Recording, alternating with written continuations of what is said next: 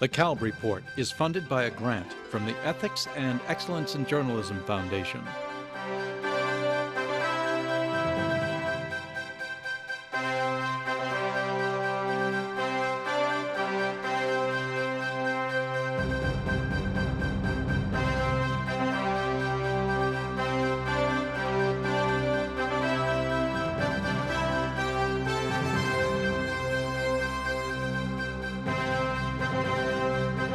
From the National Press Club in Washington, D.C., this is the Kalb Report with Marvin Kalb. Hello and welcome to the National Press Club and to another edition of the Kalb Report. I'm Marvin Kalb, and our subject tonight, Scoops and Scandals, 2 centuries of presidents and the press. I love that title, Scoops and Scandals. And I know that I'm going to love this panel. Our panelists are, to my right, Martha Joint Kumar is a professor of political science at Towson University in Maryland, a leading scholar on relations between presidents and the press. She deserves an office at the White House. She's there that often. Her most recent book is called Managing the President's Messages. It won a coveted prize from the American Political Science Association. She's also director of the White House Transition Project. To my left, Douglas Brinkley. He is a professor of history at Rice University in Texas, a remarkably prolific writer of books and news commentary. His most recent book is called The Wilderness Warrior, Theodore Roosevelt and the Crusade for America. It was an instant New York Times bestseller, and it won the National Outdoor Book Award. And finally, to my right, my colleague Sam Donaldson, who has worked for ABC News for 43 years. He covered the White House from 1977 to 1989, and then again from 1998 to 1999, embracing the presidencies of Carter, Reagan, and Clinton.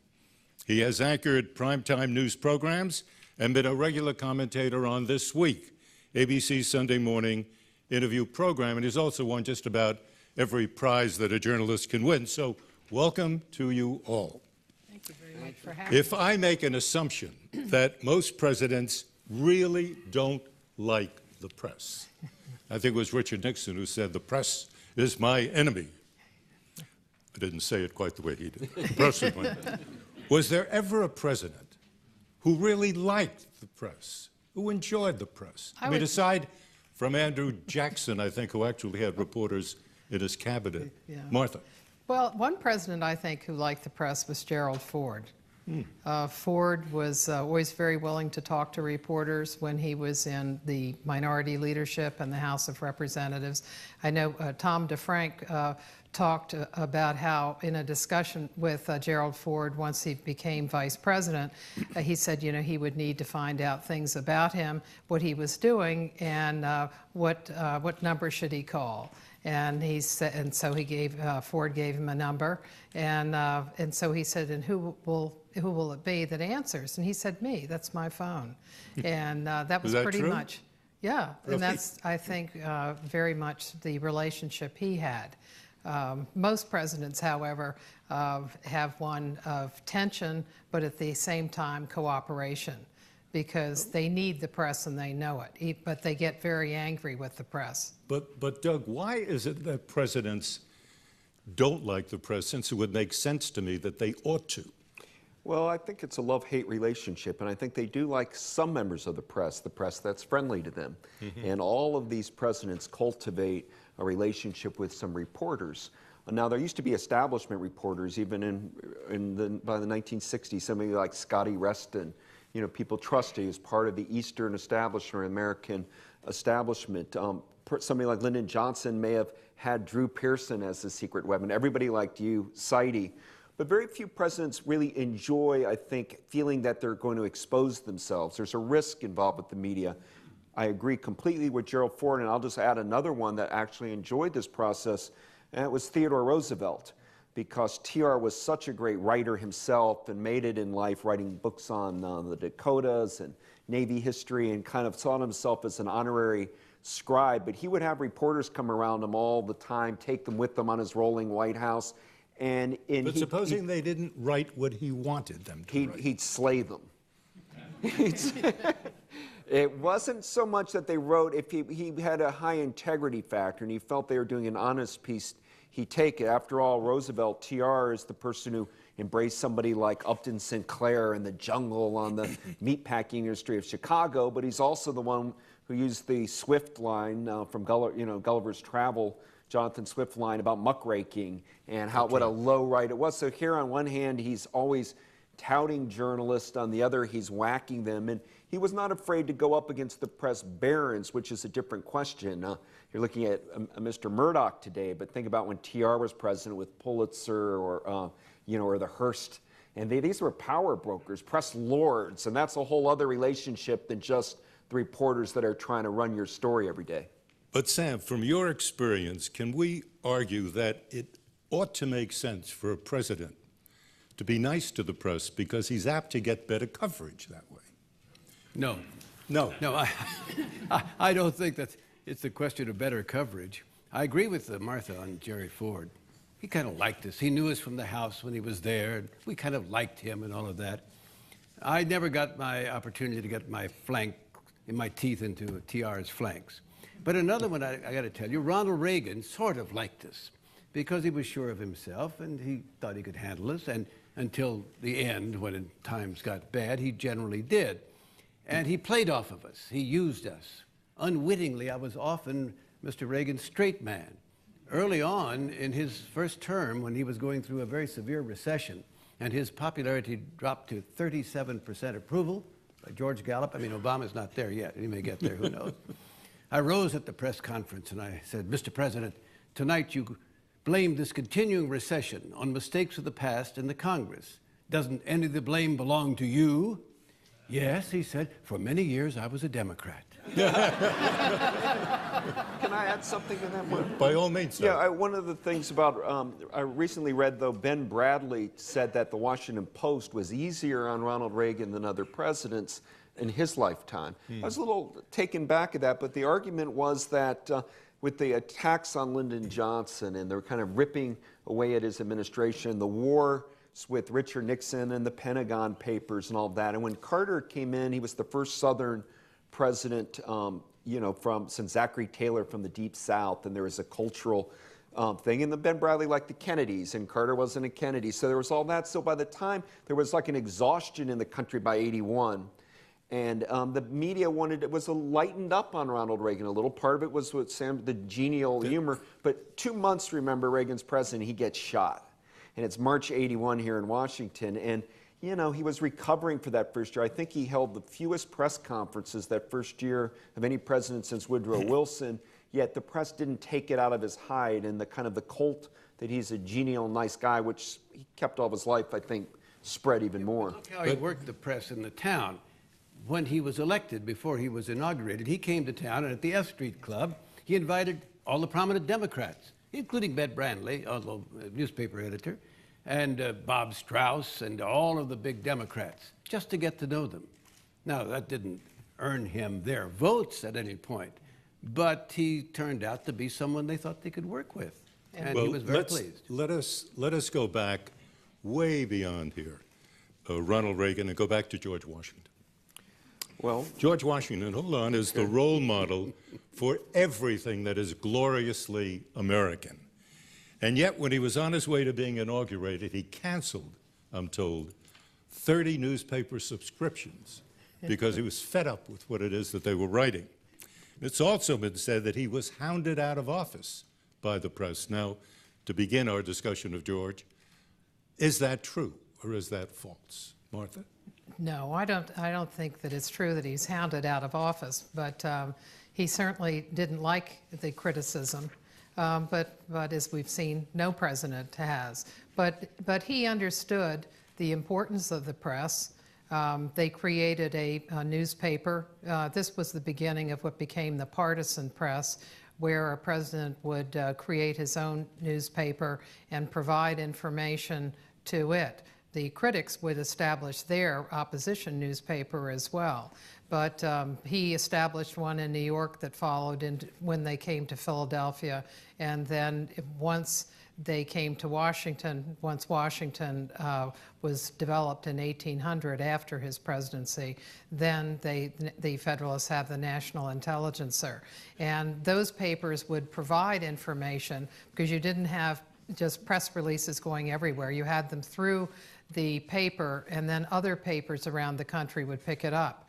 But that also created patronage too for the paper, for those people that were behind it. So when he left office, he did so in recognizing the importance of the press. I think is that he gave his farewell address as a speech that went to a newspaper. It wasn't something he spoke, but rather he gave it to a newspaper. And most likely that was because he wasn't planning on running and he didn't want to get talked into it. So he would announce it that way in a final way. That's fascinating. And I'm wondering what negative things could the press have said about George Washington, because he has since at least been portrayed as the perfect president.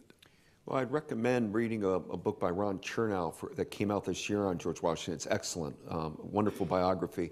But Washington used to like to comport himself in a way that he was in control of every situation. Any room Washington entered, everybody was a bit in awe of him. He wasn't the brightest of the founders, but his lore, folklore, particularly by the time he was president, was so great. But he didn't like some of the pomp and circumstance of the presidency, and particularly the way it would get written about him sometimes. For example, on the inaugural, a man named Charles Thompson, who was our Secretary of the Continental Congress, had to ride with Washington, that famous ride from Mount Vernon to New York when he was inaugurated.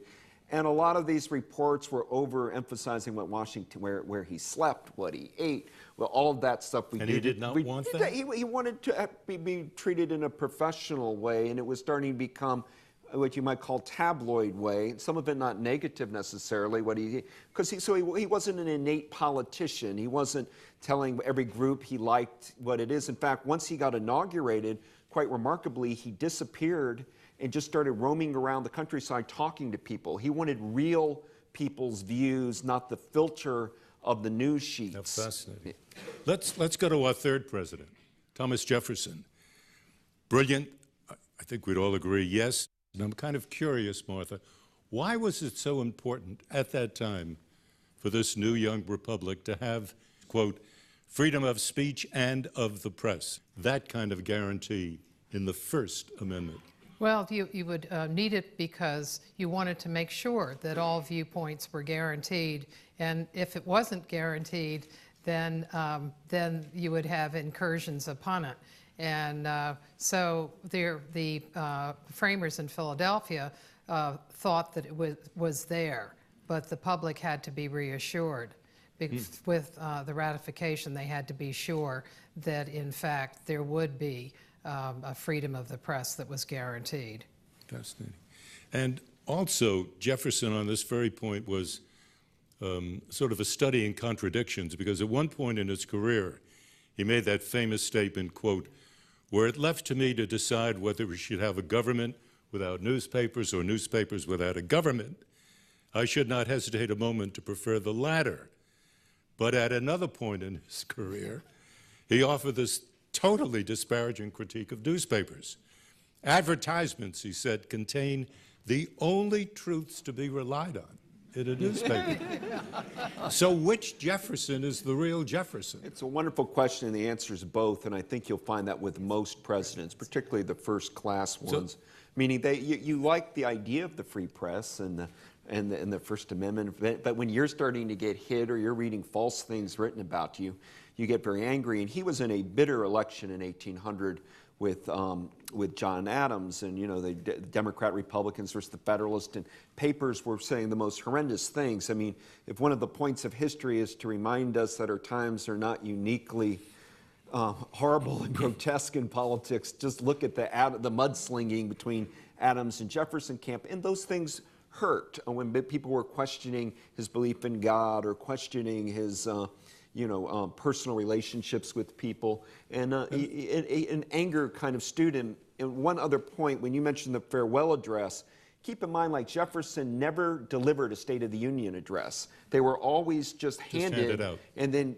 printed. So you would get them, and you didn't have this oratorical press relationship where they're sizing you up in that way. You try to get your copy out, and when somebody spun off the copy, you didn't like it. No You know, we were- television then, you understand? No telegraph. No, we'll get there, Marvin, Sam. We will get there. Isn't it remarkable about the framers of the Bill of Rights that when they wrote what you've quoted, that portion of the First Amendment about freedom of the press, and we know this from their writings, they understood they were putting it in there to protect speech that was not popular, speech that was not pleasurable, speech that was not something that everyone agreed with. They were putting in there expressly to protect unpopular speech. And I think a lot of Americans today still don't understand that. I think that's a wonderful point. Thank you, Sam. The thing that we've been talking about here is the partisan press. At least it's been reflected that way. And it's similar to this Fox MSNBC war of today.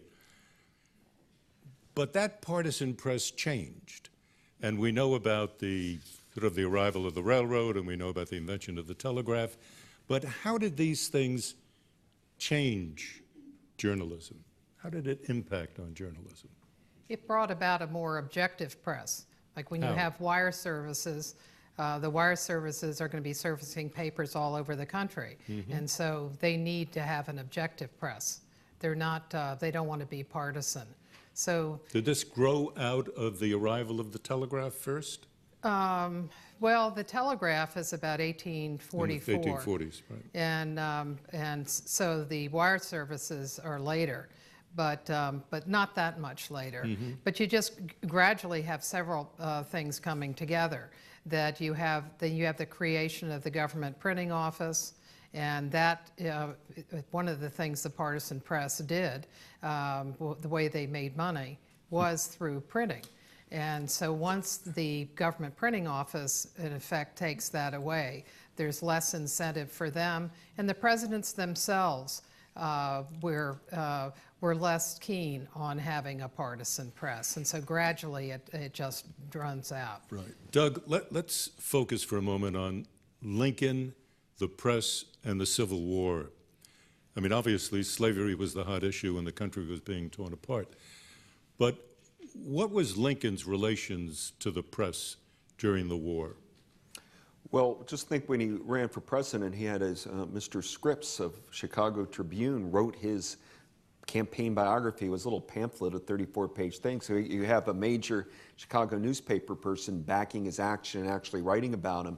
But Lincoln did something talking about the telegraph, which is worth us contemplating. He controlled the telegraph in war coverage, meaning Lincoln was not afraid to use executive power in the Civil War, so he would control what war news got reported, so you didn't create, it's propaganda in a way. But didn't the reporters go out to cover the fighting? But it took so long from far-flung Shiloh or the wilderness to get what really happened, so they got on it first with the telegraph companies, so you start getting a steady stream of newspapers wanting the quick news, printing what they got from the Lincoln-controlled telegraph. It was a... Now, wait a minute. Are you saying that Lincoln literally controlled the telegraph? The administration, their War Department, to control the coverage. Well, did he have censorship? Just like you do in World War II. It wasn't, all rules were thrown off for the Civil War. I mean, the country had lost half of its thing. In World War II, you had censorship, but you see FDR trying to do similar things with our propaganda machine. But Lincoln did that? Yes, the Lincoln administration controlled the telegraph coverage. How did Lincoln justify that? Because he had to keep the country united. Anything to do keep that. the country united. L.A. Gobright, who was the head of the Bureau of Associated Press in Washington at the time, talked about going over to the War Department and getting a cable about a battle, and he wanted more information, as did the other reporters who were also waiting there at the War Department. So what they did was they went over to the White House, and Lincoln was in a meeting, but when he finished the meeting, Lincoln said to him, "Come on in, I know why you're here, you want to hear the good news." Fantastic. So that's where you could get the story. Do we know whether the reporting of the Civil War actually affected public opinion? In other words, swayed people to believe positive things about Lincoln? Oh, without a question. It's put for the Union cause. I mean, it became a pro-union, because you were looking at us here in Washington. I mean, Maryland, half the, you know, nobody knew where, there were a lot of people sitting on the fence, and people didn't want to be, you know, they dubbed the South the lost cause even before they lost, meaning that it was going to fail. So you definitely in the North have Northern papers, you know, they, for example, printing horrors of Andersonville in Georgia, of the way the Southerners treat you know, Northerners in prison camps, but they didn't report them properly about how in Illinois they were treating the Confederate prisoners, which wasn't any prettier than Andersonville. So there was a propaganda coming out of the federal government.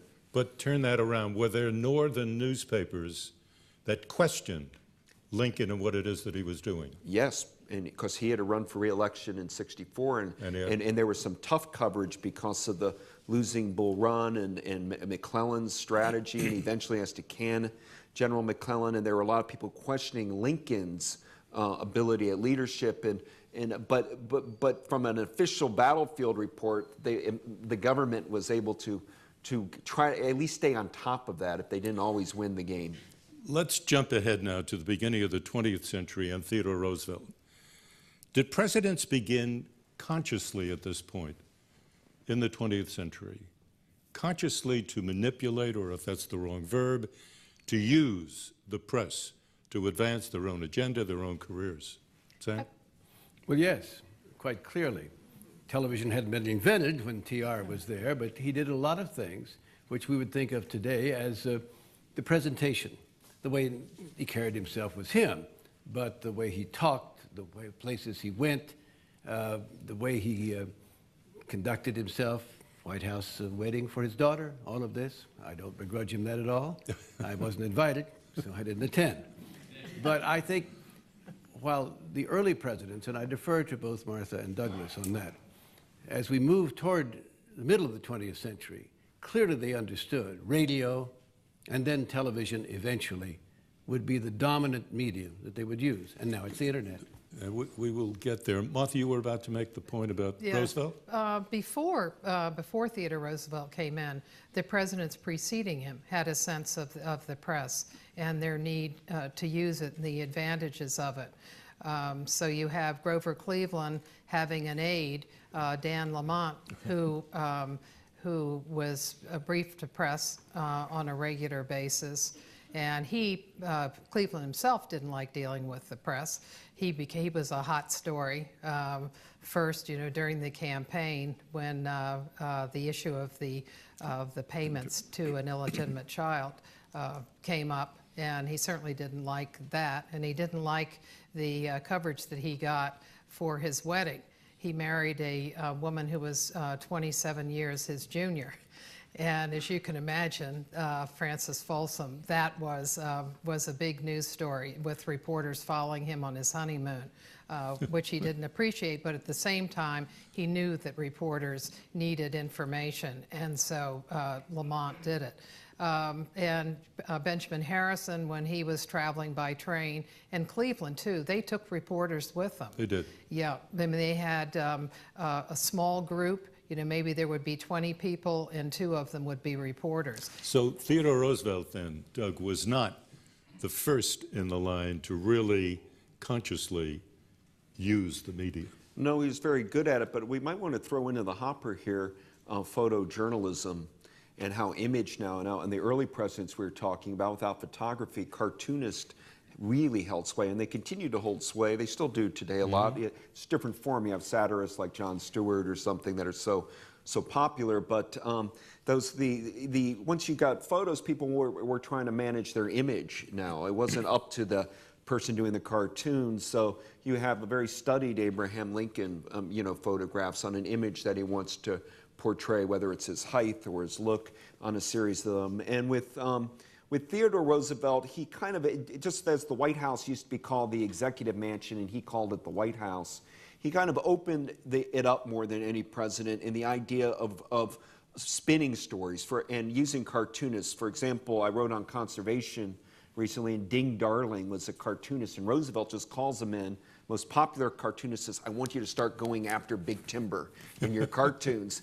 And people would do it because it was Theodore Roosevelt. And there's a cult that gets around these certain presidents. Kennedy one could argue, learned how to do that quite effectively by cherry-picking top people of his generation. He had learned about the press quite astutely when he was in Congress and had won over enough people. Didn't win over, obviously, all of them, but so some presidents have a charisma factor that I think even wins over the press. But Obama had it. Maybe he's losing it now. But there are certain presidents for a while that the press just gravitates behind, and TR was that because he was such good copy. But that was my point about TR and the way he carried himself. And it was interesting copy, which is always a good reason why the press is interested in you, let alone whether it's scandal or not. And think of the presidents in the last 100 years or so, if I can move it up. The ones we talk about and think about, for better or worse, are the interesting ones. TR, Franklin Roosevelt. I mean, Calvin Coolidge, Silent Kalb, and Hoover, that's too bad and all of that. But modern presidents. Who was the least of the presidents that you covered? Who was the least effective at using the media? Jimmy Carter was the least effective. The least effective. During his presidency. During the time he was winning the nomination, he was different.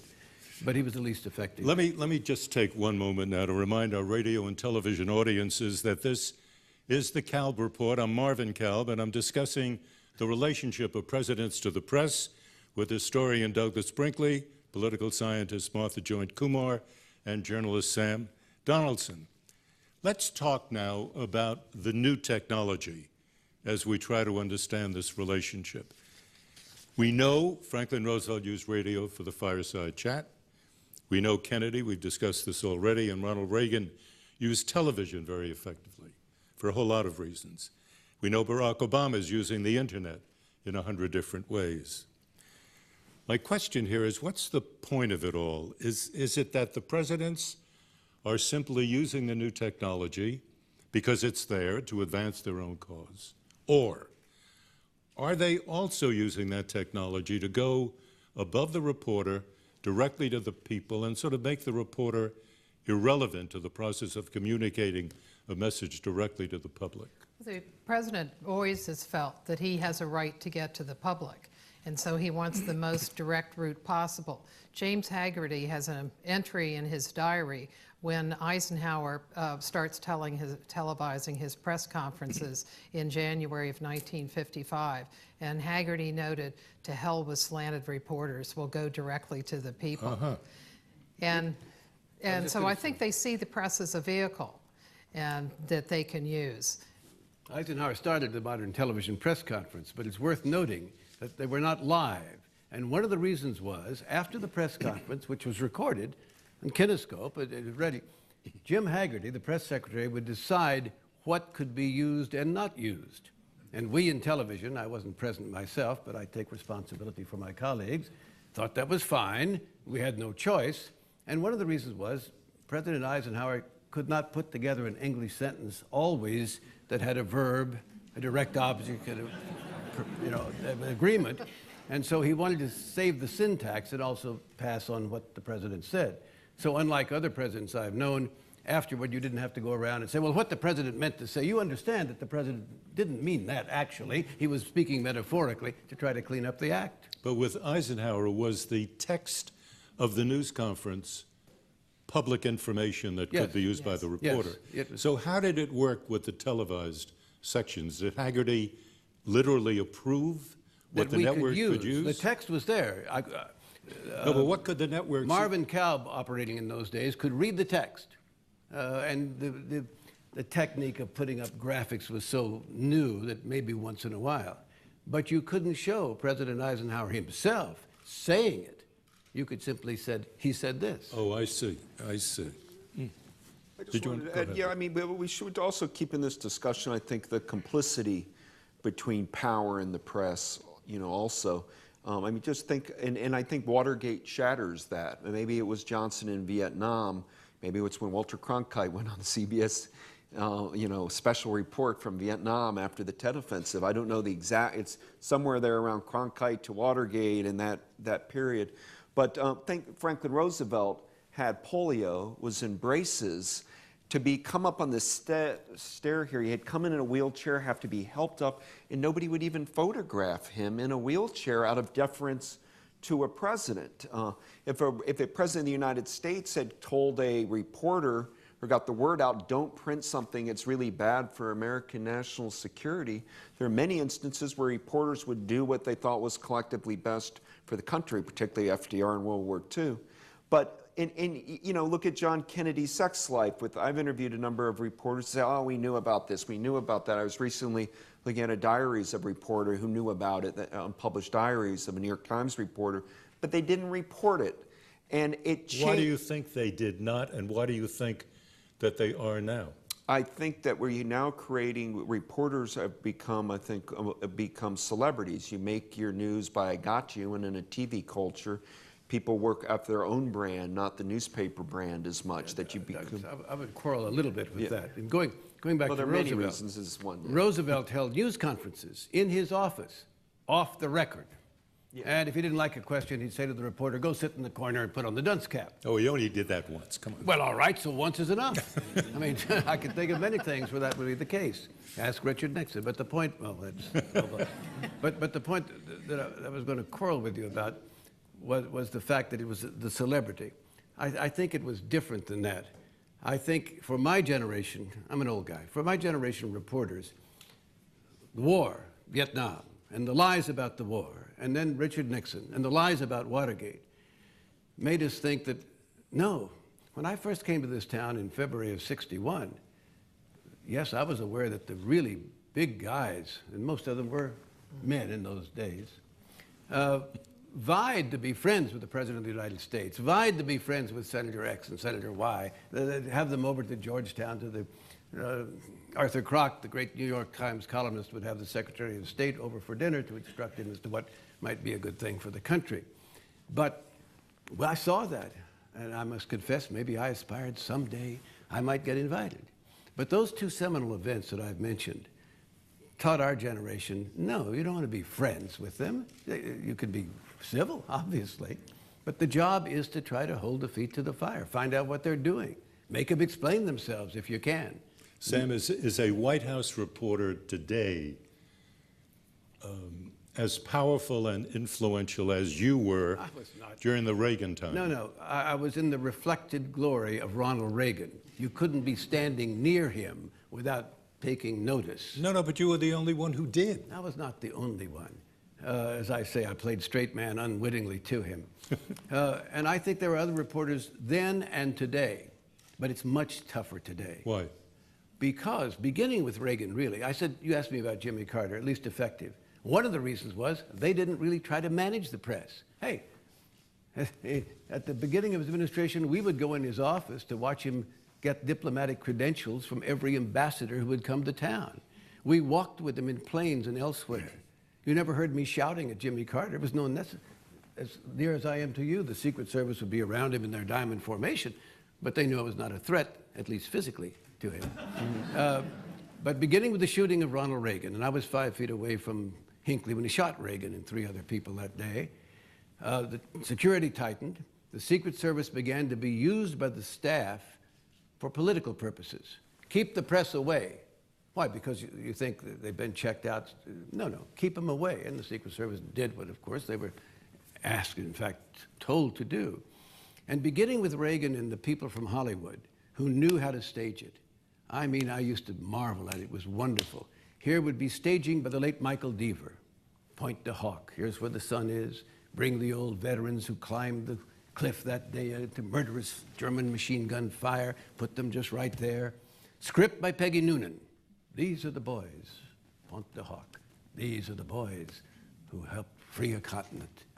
And delivery by the great actor himself, Ronald Reagan. Couldn't touch it. I mean, Leslie Stahl has a wonderful thing in her book we all experienced in the '84 campaign. One of the issues was you came into power saying you were going to balance the budget, and here are these huge surpluses. Well, I'm going to do it. Well, how are you going to do it? Well, you know, it didn't matter. The pictures at the Grand Ole Opry, standing next to Lee Greenwood singing, God bless the USA, people wearing the Bibles and waving the American flag. We had to show the pictures. Irresistible. And Leslie and others, we would say, but he hasn't explained how he's going to balance the budget. But it didn't matter. Didn't matter. And matter. You know, George Herbert Walker Bush wasn't that good about it, but they still did their part.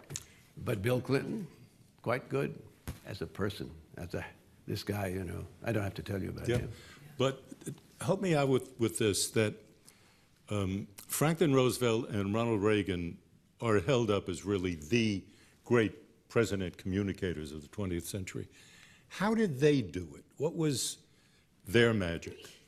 You know, one of the things that I think when we look at great communicators is, and I'd put Wilson in there too, is that these were people who came into office from governorships, from large state governorships, and they had an understanding of the press. Reagan, California, Wilson, New Jersey, both Roosevelts, New York, Cleveland, New York, McKinley, Ohio. And so during their campaigns, they had to effectively use the press, but also in governing, in being successful governors, they had to understand the press. Theodore Roosevelt had a press conference when he was governor, so they came in with it and then were able to transfer it into the presidency. Thank you. Doug, I want to discuss with you the issue of patriotism as a factor in this press-president relationship, specifically during war. And my question is, does patriotism inhibit rigorous reporting of presidential mistakes and misjudgments? To a degree, it certainly, I think, did in some of World War I and World War II. I think but you know, I think like if you look at the Spanish-American War, reporters would go there, and there's a kind of jingoism that kicks into a lot of reporting. I think Vietnam, as Sam and I mean, all of us here agree, was this watershed moment in Vietnam. But the lessons of the patriotism in Vietnam, I mean, the press, you know, Nixon's enemies list, and the press got Nixon and then Ronald Reagan. But what happened in 1983 to the press at Grenada? They got banned from even covering the war. I mean, so if the press had the big victories of getting, you know, Johnson's on his lies and Nixon on his lies, how did the press get banned from covering Grenada? And I think it's connected to a conservative particularly, but I think a backlash to reporters of the 60s generation, that there became a war between what was seen as the liberal media and the conservative movement. And you know, in Grenada, it doesn't get talked about much, but you see it kind of happening there, where suddenly, you know, these brave reporters of the Halberstam generation are now just not allowed to cover Grenada. How did that happen in that period? I know Sam it happened in 91, the first short Gulf War. You know, Major Schwarzkopf, General Powell, who was then a captain in Vietnam, thought the lesson was these guys, and we used to go wherever we could. Space available on a plane from Tan Son Nhut, Bernie, Kalb, your brother in our audience tonight knows that. Jump on the plane, go someplace. Unit commanders could say, no, you can't go with us on this patrol. But other than that, and so these people who were junior officers and became the ones who ran the first Gulf War said, no, we're not going to allow that. We'll have minders. They don't go anywhere without a minder, and we'll take them only where we think we want to take them. And I would say, but I want to go and see over there. I'd say, well, what do you want to see? I'd say, well, how do I know unless you let me go over there and see? I mean, you can't prove the negative. Well, it was a short war. The American public did not rise up, and things went well, and they were pretty honest about it. And then, of course, in the second Gulf War, we were there with this new technology. Our friend Ted Koppel embedded with the 3rd Armored Division, and lots of people did. David Bloom, the late NBC correspondent, suffered a death in the war from a heart attack and blood. But we could see exactly what they were saying. If in the jib they were telling us one thing, you could check it on the field. And it was usually the same thing, because it only took 3 weeks to get to Baghdad again. Woodward and Bernstein did the great job on Watergate, and they are credited with helping to topple the president. And I'm wondering, if you look back in American history, were there ever any other journalists who ever participated in something that historic? Warren Harding, who was ironically a newspaper owner in Marion, Ohio, And of course, the media really got onto his scandals, and they found out, most famous one's Teapot Dome scandal in Wyoming over lands. But he died in office really from a heart attack, but many people feel from the stress of the press hounding him on his extramarital affairs, on his cronyism, on his sweetheart deals on land issues. So I think you can say that in a way they got Harding even worse than they got Nixon and Johnson. Martha, when one considers all of the cuts in news budgets in recent years, what do you think the White House press corps is going to look like in 5 or 10 years? Well, they certainly have, there are a lot fewer reporters that are there from news organizations that say were there 20 years ago. If you look at the seats in the press room, for example, you see papers like the Boston Globe don't have a White House correspondent anymore, and many others. But on the other hand, you have other organizations that you have Politico is there with many different reporters working many different stories. So.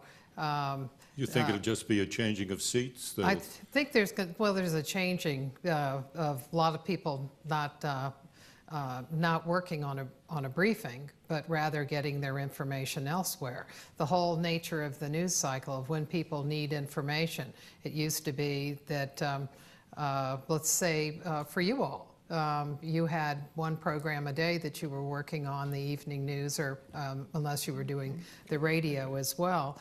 But now you look and you see the reporters that Jake Tapper is out on the lawn for ABC at 7 o'clock in the morning, and then he's going to be out later in the day after a briefing. For Politico, Mike Allen. So you're having information given out in different ways today than 20 years ago. If the same reporter, you mentioned Jake Tapper, and I want to stress Jake, he's a very good reporter.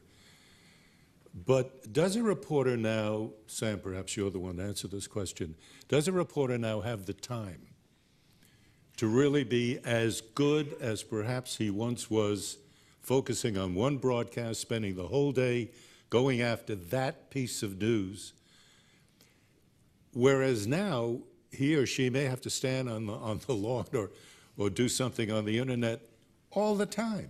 How do you have a chance to check anything? Well, I think reporters work harder today than I worked. I thought I worked very hard, but for the point that you make, it's a stream of consciousness. It's 24 hours, or as long as you're awake. You're always servicing, well, the internet, or your blog, or this program, or that program. Cable news, we know. It's always there. These people who stand on the lawn of the White House where I used to stand, they're out there all the time. And you're right. The big problem is trying to figure out exactly what you're being told. Does it mean anything? And I'm not now taking a position, but what's the context? What can you say to your audience about where this fits or may fit that you want to look at? But can you possibly have the time to check this? And above and beyond all of this, well, if, big if, the quality of the news is thinning out, if that is the case, what effect does all of that have on a president's capacity to govern? Does it make it easier to govern if the news is thinner? Well, I have to take the position it makes it easier for the president to govern if people know the facts of his governance. Now, of course, if the facts bring him down, it's not easy at all. You mentioned earlier, it's true, most presidents want to go above the press. And when times are good and they've got a 70% approval rating, they can do that. But every president that I've seen, and everyone goes down at some point, when times get bad, they need the press to try to carry a message, assuming they have a message. But my point is that technically today, they don't need the press. They can use the internet, they can use cable, they can do almost anything. There are so many other ways people get their news, you're right. The White House has a blog and invites you to go there and all of that.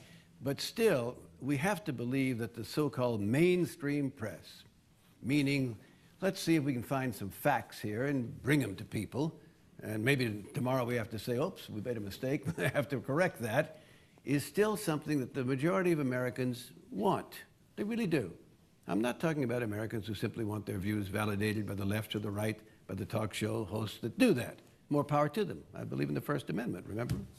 But I think the majority of Americans out there do, when they're interested in something, and getting their interest is always difficult, want the facts, and Doug, we do it. the same question to you. What effect does all of the changes that we've seen around us in the media, what effect does that have on the president's ability to govern effectively? That's what I'm asking. I don't know how the president's doing with this amount of information, in that they have to really do a response almost every 5 minutes. And if you're slow to respond, you're getting beat up for being slow to respond. So the White House today has to live in this real snap finger pace. And you worry about, why we're forcing we're a very impatient society, and we want this immediacy of response mixed with a lot of misinformation. And a lot of people that work and don't have time to sort out their news sources, so they kind of will look for one that they think is accurate because it does reflect their views. So there's a lot of distortion going on. But as all of these presidents were talking about, they're successful, you have to master the press, or if you like, the media of the moment. I think President Obama, when he ran, was quite masterful. The BlackBerry president, the way they fundraised and used the internet and YouTube in creative ways.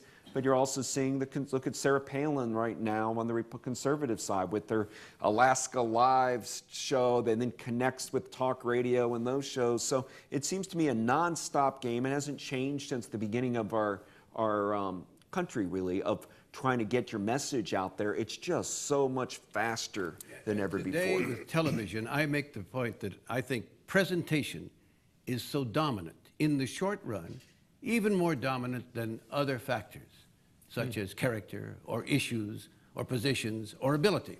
In the long run, though, I think television exposes people. If they're good today, but they're not good, and you make the point every day, in the long run, television exposes who they are. Martha, good or bad for our democracy? Well, I think, we're always going to have change, and I think presidents have figured out ways of dealing with the technological changes. And So you don't feel then that what we're witnessing now is something significantly different from what we experienced 30, 40 years ago? I think it's different, but I don't think that that presidents won't be able to deal with it. I think they'll figure out ways to deal with it. And I think the established news organizations are quite important to a White House. For example, President Obama's had 12 interviews with reporters from the New York Times, and he hasn't had any with Huffington Post. So I think they know. He will. But I think they see that what they need is to go to news organizations that are global, their reach is global, and that can take information, a plethora of information, and try to bring understanding to it. And one of the groups that he has brought in are columnists. He's brought in columnists on quite a few occasions. And I think that is because he wants them to understand his thinking, and that he recognizes that the community out there of news consumers need people who can work them through all this information, and columnists are an important part of that. That's a very benign explanation. I could argue just the opposite, that you bring in these columnists to win them over, to have them write what you want them to write. Well, you're going to, yes, but you're going to want them to have some understanding of where you're coming from, and you recognize that they're important. There are a lot of presidents just didn't bother with columnists because they just thought of them as windbags. Sure. In terms of this press-president relationship, what lessons do you think Barack Obama ought to be learning from his predecessors? Well, that's good. I think always tell the truth, that it's your best bet in the long run, both for history and for your own, don't lie to the American people. Once you get busted the way somebody like a Warren Harding or Nixon's lies, it creates a feeding frenzy and you get destroyed. So try to tell the unvarnished truth and let the chips fall where they may. Presidents that Harry Truman was not very press charismatic. He did not give good speeches and all, but history's treating him very well. He's ranked like 5th because people now look back and realize, well, he did tell us what he thought. And I think as long as you're telling people what you really believe, as soon as they see you're obfuscating or somehow trying to lead them down a garden path and they catch that, it creates too much damage. It's not worth it. Just tell the American people the truth. Sam? Well, some people say the message has just been all over the lot and it's not been effective. It hasn't been effective. But I don't think the President Obama's problem is really the message. I think it's him. I think he's a very smart guy, and he ran on platforms that many Americans agree with, to reform this, to reform that, to reform that. And when I heard his speech in 2004, like a lot of people at the Democratic Convention, I said, you know, I think someday he could be the first African-American president of this country. Someday to me meant 15 or 20 years. Now, why do I say that? Because no matter how smart you are, you get to the presidency, if you don't have a wide background of experience in governance, in working the system. He wanted to correct the system in Washington. A lot of it needs to be correcting. But the only way you can do that is to work the system, work within the system. You can't take Alexander's sword and cut this Gordian knot. You can unravel it if you are fortunate and lucky around the edges. And so I think many of his problems, aside from the big recession, which is his problem, never mind that George W. Bush brought it, you say, but if I don't have a job today, the guy who's president today is the guy I want to talk to, not somebody in history. Martha? I think a lesson is that presidents have political problems, not press problems. And it's very easy to convince yourself, if I just gave another message, that somehow that would be all right. I know Clinton was saying recently in an interview that before his midterms, maybe he should have talked to reporters more. He had 377 short question and answer sessions before his midterm. He had 129 interviews. This was Clinton. And Obama's numbers are smaller, but he's had 258 interviews. He's had 68 short Q&As and about 39 press conferences. So he's had a lot of opportunities to get to the press. I mean, to get to the public through the press. And the problem is that it's their political problems. Healthcare was a political problem. But I think that the lesson is that in a democracy, the public, you have an obligation to inform the public what it is that you're doing. And you need them in order to govern. And you want them to be well informed. You may not like giving out information that reporters want that you don't want to get out, but it can be important sometimes for stopping something, like President Kennedy said that it was too bad that the New York Times didn't publish the information about the Bay of Pigs invasion because it was so much of a disaster. You know, all presidents, like all of us, want to be liked, but there are times you have to be maybe disliked. You talk about Harry Truman. I mean, if President Obama believes we should really start withdrawing from Afghanistan, as he said, next year, then withdraw. Not 4 years. If President Obama believes that people making over $250,000 should not have an extension of the tax cut, and go down fighting for it. Well, I can compromise this. Well, no, I have to do this. I mean, it works this way, but for him, I think it diminishes him. We've only got a minute or two left, and I'd like to ask you, since I know that there are in the audience aspiring journalists, what lessons and quickly would you like to pass on to these journalists? I would say read a lot of good writing.